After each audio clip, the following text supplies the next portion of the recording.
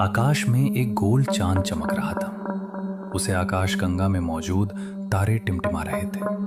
हरे पेड़ों का वन दिखाई दे रहा था। वो वन के बीच से होकर अंतर्राष्ट्रीय राजमार्ग NH7 पार कर चुका था। हाईवे के किनारे एक सफेद मील का पत्थर दिखाई दे रहा था। उस पर एक नाम लिखा था, विजयगढ़ 90 किलोमीटर। उसी मील के पत्थर पर एक काला कौवा आसमान से उड़कर नीचे आकर बैठ गया। कौवे की लाल आंखें सामने अंधेरे में डूबा राजमार्ग देख रहा था। तभी हाईवे पर दूर से दो हेडलाइटें चमकी और एक कार आगे आने लगी। ये एक 4 पहिया वाहन था। चालक की सीट पर एक 35 वर्षीय व्यक्ति बैठा था। उसका नाम अमन था। उसकी पत्नी शालिनी अमन के बगल में बैठी थी और कार की पिछली सीट पर अमन के बूढ़े पिता ज्ञान चाचा बैठे थे। उनके बगल में उनकी 10 वर्षीय पोती मीरा बैठी थी। कार हाईवे पर तेज गति से चल रही थी। अमन दोनों हाथों से स्टीयरिंग व्हील पकड़कर गाड़ी चला रहा था।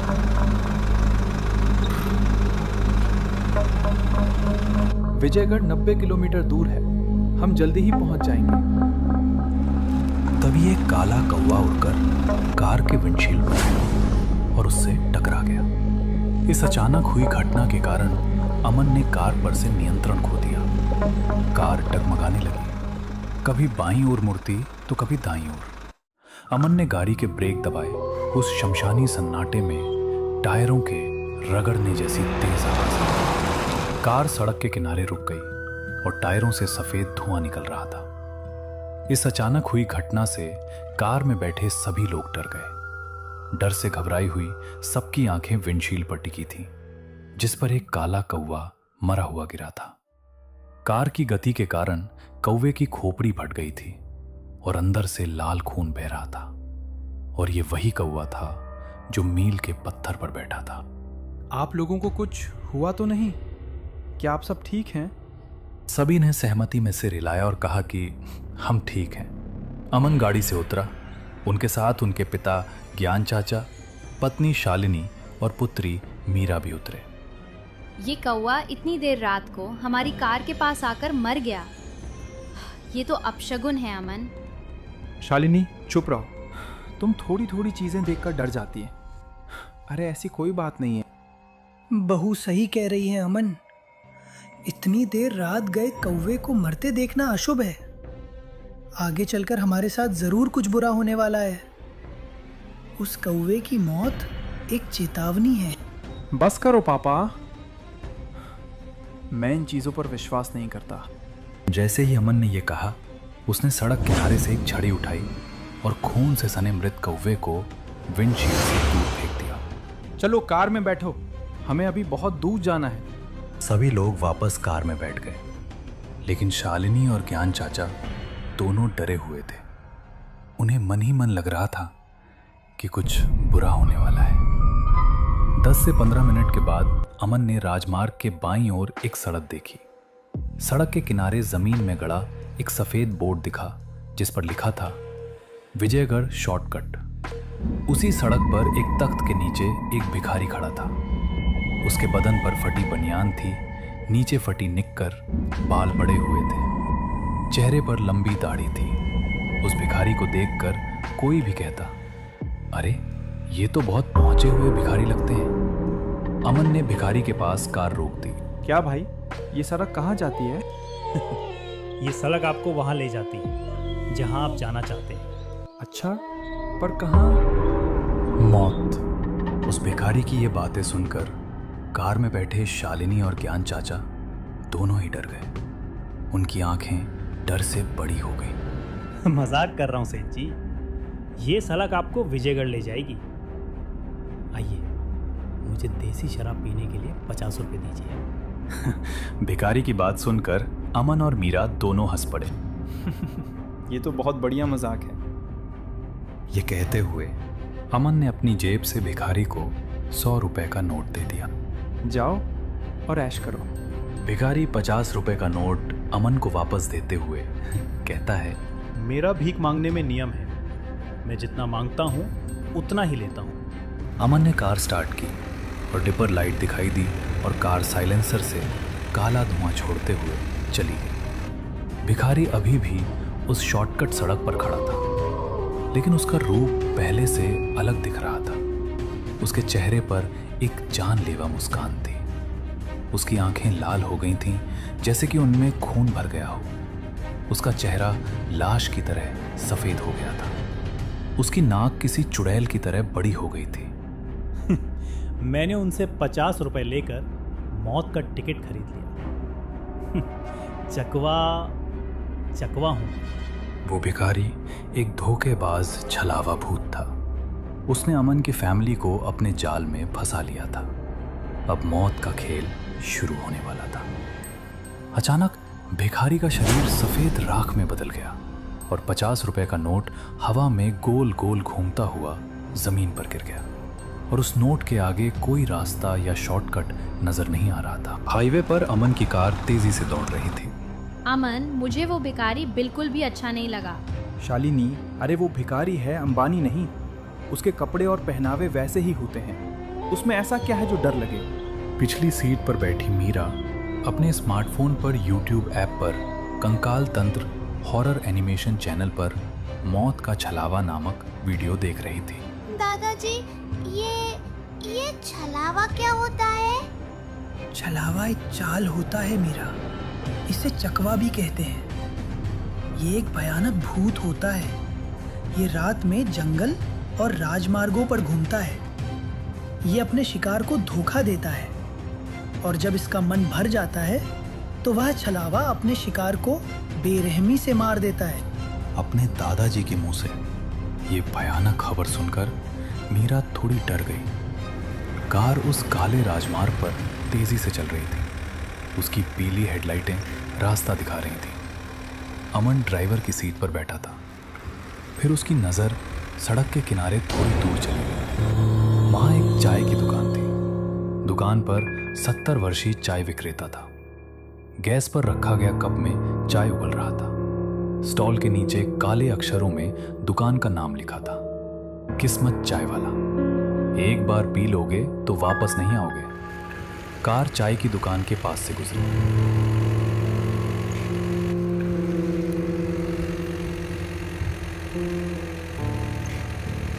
थोड़ी देर बाद अमन को एक और चाय की दुकान दिखी। दुकान पर एक अधेड़ उम्र का 45 वर्षीय चाय विक्रेता गैस चूल्हे पर रखे बर्तन में चाय हिला रहा था। स्टॉल के नीचे काले अक्षरों में स्टॉल का नाम लिखा था, मोदी चाय वाला। एक बार पी लोगे तो वापस नहीं आओगे। अमन ने एक बार फिर से चाय की दुकान को नज़रअंदाज कर दिया और कार तेजी से वहां से निकल गई। ठीक वैसे ही 10 मिनट बाद एक बार फिर अमन ने फिर से वही दुकान देखी, लेकिन अब एक 20 वर्षीय गोरी रूसी लड़की उस दुकान पर चाय हिला रही थी और स्टॉल के नीचे नाम था, रूसी चाय वाली का स्पेशल चाय।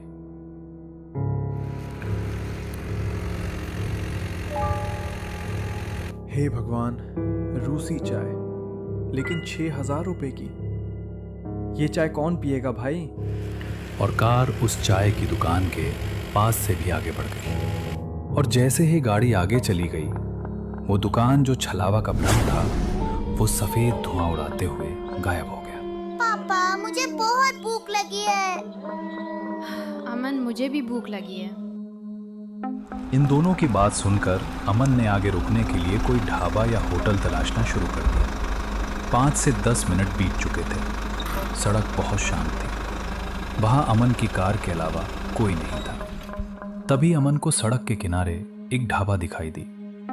ढाबे का नाम था चिंकी मिंकी ढाबा, जितना चाहो खाओ। झोपड़ी के बाहर 5 से 6 बिस्तर लगे थे जिन पर लोग बैठकर खाना खा रहे थे। अमन ने ढाबे के पास कार रोकी। उसका परिवार कार से बाहर निकल आया। वो ढाबे पर आए और एक बिस्तर पर बैठ गए। एक वेटर ऑर्डर लेने आया। क्या चाहिए सर? और वेटर ऑर्डर लेकर चला गया। बेटा, मैं अभी आया। और बिस्तर से उठकर ढाबे के पीछे बने वॉशरूम में आ गए। वॉशरूम का एक छोटा कमरा था। सफेद दीवारें थीं। दीवार पर एक पीला बल्ब जल रहा था और उसके नीचे एक आईना लगा हुआ था। फ्रेश होने के बाद ज्ञान चाचा ने नल के पानी में अपने हाथ धोए, झुककर अपना चेहरा धोया और फिर सीधा खड़े हो गए। तभी उनकी आंखें चमक से भर गईं। हे राम! और उसके बाद जो हुआ वो दिल को दहला देने वाला था। शौचालय का पूरा दृश्य एक पल में बदल गया। नल टूट कर गिर गया, सामने लगा सुंदर दर्पण टूट कर बिखर गया, सफेद दीवारें बदरंग हो गईं, मानो उस पर काली फफूंद लग गई हो, और वो पीला बल्ब चटकने लगा। हे श्री राम! हे भगवान! क्या भ्रम है? क्या ये किसी प्रकार का धोखा छलावा है? हे भगवान, यदि कौवे की मृत्यु खतरे का संकेत है तो मुझे अभी जाकर सबको सावधान कर देना चाहिए। ज्ञान चाचा जल्दी से शौचालय से बाहर भागे। जैसे ही उन्होंने बाहर का दृश्य देखा, उनके पैरों तले जमीन खिसक गई। उनकी आंखें भय से फैल गई, उनके अंग कांपने लगे। कभी छत जो पहले बिल्कुल नई और रोशनी से सजी हुई दिखाई देती थी, अब एक पुराने खंडहर की तरह दिख रही थी। छत ढह गई थी। ढाबे के बाहर रखी खाटें टूटी हुई थीं। उसी टूटे हुए बिस्तर पर अमन, शालिनी और ज्ञान चाचा की पोती मीरा बैठी थी। ज्ञान चाचा जल्दी से अपने परिवार के पास आए। बच्चों, जल्दी यहाँ से उठो, यहाँ बहुत खतरा है। चलो जल्दी से यहाँ से निकलो। शालिनी और मीरा सभी ने उन्हें अविश्वास से देखा। पिताजी, आप क्या बातें कर रहे हैं? देखिए, यहाँ खाने के लिए इतने सारे लोग हैं, ढाबे पर लाइट जल रही है, और आप क्या कह रहे हैं? अमन, शालिनी और मीरा तीनों उस भ्रम से धोखा खा गए थे। उन तीनों को झोंपड़ी एकदम नई लग रही थी, और जो आत्माएं मर चुकी थीं और उस भ्रम में फंस गई थीं, वो बिस्तरों पर बैठी और खाना खा रही थीं। लेकिन ज्ञान चाचा को उसमें कुछ भी दिखाई नहीं दिया। उन्हें केवल टूटी हुई छत, क्षतिग्रस्त बिस्तर ही दिखाई दिया। ये सब धोखे हैं, भ्रम है बच्चों। आप सब एक काम करो, श्री राम जी का नाम लो, तो वो धोखे का भ्रम जाल टूट जाएगा और आप सबको हकीकत दिख जाएगी। जय श्री राम। धीरे धीरे एक एक करके सभी ने अपनी आंखें खोली, और जैसे ही उन्होंने आंखें खोली, सभी के जबड़े खुले रह गए। उनकी आंखें गेंदों जितनी बड़ी हो गईं। 2 सेकंड में उनके आसपास का पूरा दृश्य बदल गया। ढाबा बहुत पुराना और बेकार लग रहा था। उस झोपड़ी की रोशनी गायब हो गई थी। झोपड़ी के बाहर रखी खाटें टूट गई थीं। उसके आसपास के लोग अचानक गायब हो गए थे। अब उस ढाबे पर केवल वे 4 लोग ही मौजूद थे। हे भगवान, ये तो बहुत भयानक दृश्य है। छोटी मीरा डर गई और अपनी मां की गोद में जा गिरी। तभी ढाबे पर से वही वेटर दूर से उन दोनों की ओर आता दिखाई देने लगा। वेटर के हाथ में एक ट्रे थी, उस पर एक गोल प्लेट रखी थी। वेटर के सिर के बाल अब सफेद हो चुके थे, उसकी आंखें सफेद हो चुकी थीं और उसमें काले धब्बे थे। वो भूत की तरह चलता हुआ इन चारों के पास आया। उसने ट्रे सबके सामने रख दी। ये लो, खाओ। शालिनी ने ट्रे से गोल प्लेट उठाई, और जैसे ही उसने प्लेट उठाई, सामने का दृश्य देखकर उसकी आंखें फटी की फटी रह गईं और वो जोर से चिल्लाई। उसका मुंह खुला का खुला रह गया। ट्रे के अंदर एक महिला का कटा हुआ सिर था। सिर से लाल खून बह रहा था और उसके दोनों हाथ कटे हुए थे। रूसी व्यंजन, रूसी पकवान खा लो। वो भयानक भूत जोर जोर से हंसने लगा और वहां से गायब हो गया। वो दृश्य देखकर सभी के चेहरे भय से सफेद हो गए। अमन, पापा जल्दी से यहाँ से निकलो। सभी लोग कार की ओर दौड़े, कार में बैठे और कार स्टार्ट की। 2 गियर डालकर कार को हाईवे पर डाल दिया। जो घटना घटी थी उससे सभी की छाती धड़क रही थी। कार सड़क पर तूफान से भी तेज गति से दौड़ रही थी। तभी इन चारों ने सड़क के किनारे पड़े भिखारी को देखा। उसका चेहरा काला और नीला था। उसकी आंखों की लाल पुतलियां उन चारों को देख रही थी। रुको, मुझे ले चलो, मुझे भी अंदर लो। ऐसा कहकर वो छलावा भूत उन चारों के पीछे भागने लगा। शालिनी ने कार के साइड मिरर से पीछे देखा। गाड़ी तेज चलाओ अमन, वो पीछे से आ रहा है। कार सड़क पर थी, वो भाग रही थी, लेकिन उसे बाहर निकलने का कोई रास्ता नहीं मिल रहा था। वो छलावा कार के पीछे भाग रहा था, चुपके से इधर उधर घूम रहा था। वो कभी झाड़ियों में दिखता तो कभी गाड़ी के पास। वो हंसते हुए, इशारे करते हुए इधर उधर दौड़ रहा था। देखो, हमें धोखा दिया गया है। उस छलावे ने हमें पकड़ लिया है। अब कोई बचने का रास्ता नहीं है। पर कोई तो समाधान होगा पिताजी। ओ बेटी, उस वीडियो को देखो, शायद इसमें छलावे से बचने का कोई उपाय हो। मीरा ने YouTube पर सेव किया हुआ वो वीडियो फिर से देखा। चालबाज छलावा भूत अपने शिकार को धोखा देकर अपनी कोई चीज उन्हें दे देता है, या शिकारी उसे अनजाने में अपने पास रख लेता है। अगर आप उस चीज को जला देते हैं तो चालबाज छलावा भूत आपको छोड़ देता है। मीरा की बात सुनकर अमन को उस भिखारी का दिया हुआ 50 रुपए का नोट याद आ गया। अमन ने जल्दी से अपनी जेब में हाथ डाला और वो 50 रुपए का नोट निकाला तथा उसे लाइटर से जलाया और साइड की खिड़की से बाहर फेंक दिया। नहीं! उसका शरीर मौके पर ही जलने लगा और राख में बदल गया।